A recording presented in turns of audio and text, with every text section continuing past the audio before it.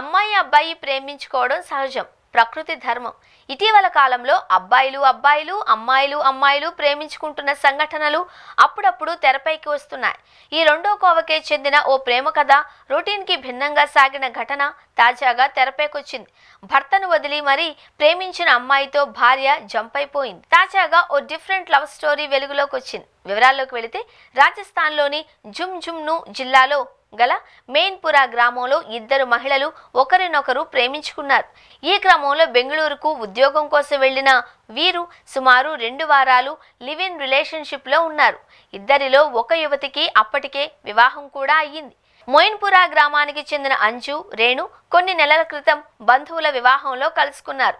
అప్పటి నుంచి ఫ్రెండ్స్ అయిన వీరు తరచూ ఫోన్లో మాట్లాడుకోవడం ప్రారంభించారు.